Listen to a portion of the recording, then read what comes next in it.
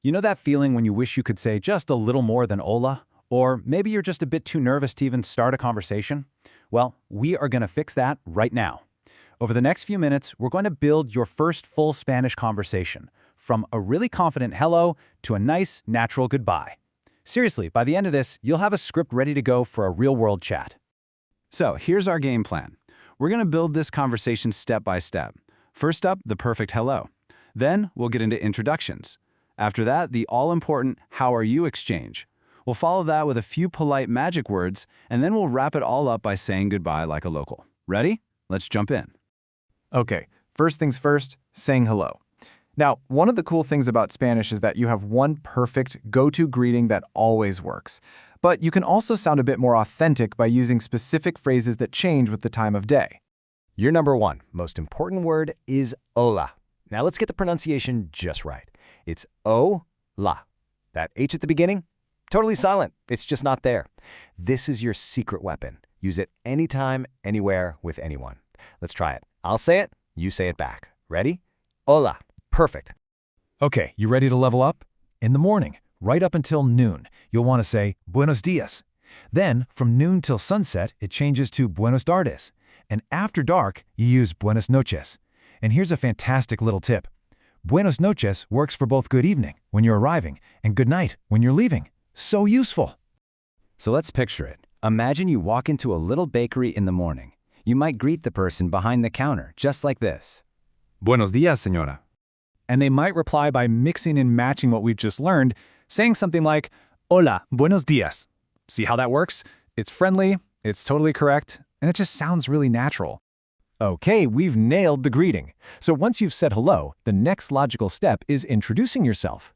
It's time to share your name and, just as important, ask for their name back. You've got two great options here.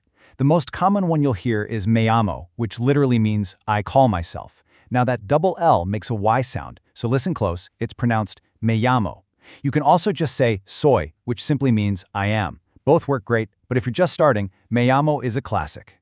So how do you ask for their name? This is where you can really shine. If you're talking to a friend or someone your age, you can casually ask, ¿Cómo te llamas? But if you're talking to someone older or maybe in a business setting, you show respect by using ¿Cómo se llama usted? That little word, usted, is your key to being polite. It's a small change, but it makes a huge impression. Now, once they tell you their name, the perfect thing to say is mucho gusto. It means nice to meet you. And what if they say it first? Well, you can come back with the very charming el gusto es mío. The pleasure is mine. See, it's like a nice little conversational back and forth. All right, we've said hello, we've exchanged names. What comes next in pretty much any conversation on the planet? Yep, the classic, how are you? This is a really key part of the rhythm of speaking Spanish. And you guessed it, just like asking for a name, how you ask this question changes depending on who you're talking to.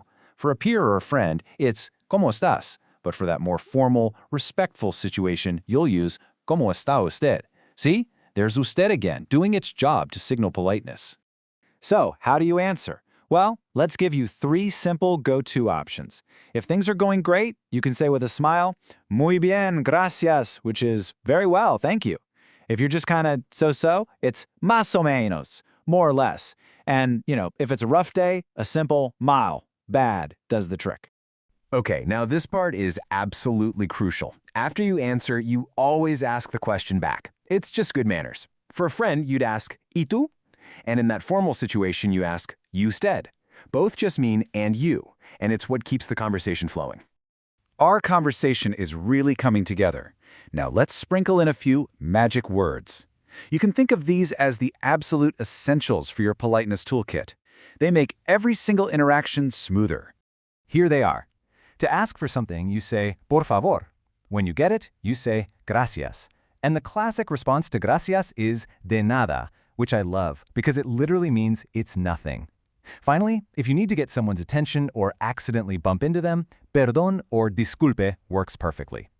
Just these four phrases will make you sound so polite. Every good conversation has to wrap up. So for our final step, let's learn how to end things gracefully, using the phrases you'll actually hear people use in everyday life. So everyone knows adios, right? But here's a little insider tip. Sometimes it can sound a bit final, almost like you're never going to see them again. A much more common and friendly choice is hasta luego. It's the perfect see you later. Of course, if you know you'll see them tomorrow, you can say hasta mañana. And for a super casual see ya with friends, nos vemos is perfect.